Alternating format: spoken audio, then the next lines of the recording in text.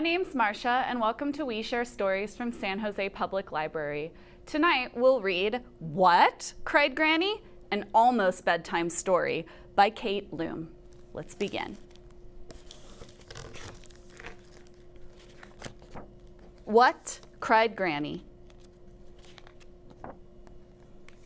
Once upon a time, there was a boy named Patrick who was having his first sleepover at his granny's house. As the sun began to set, Granny said, "Patrick, dear boy, it will be dark soon. Time to get ready for bed." "But Granny," said Patrick, "I don't have a bed here." "What?" cried Granny. She ran out to her yard where some tall trees were growing and chopped one down. She carried it to her workroom, opened her toolbox, and made Patrick a fine bed. Then she painted it a restful shade of blue, put a comfy red mattress on it, and took it to the bedroom.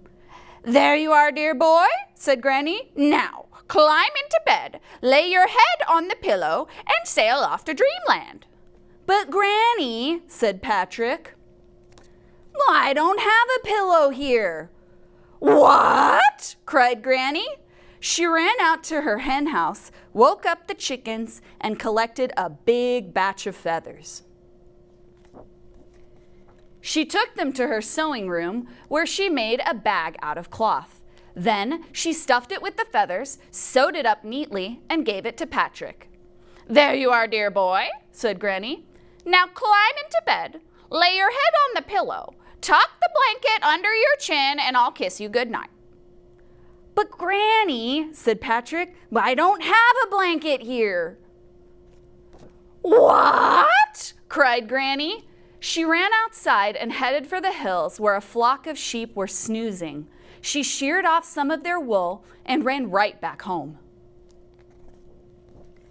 She took the wool to her basement, spun it into yarn, knitted a fuzzy warm blanket, and dyed it the prettiest shade of twilight purple.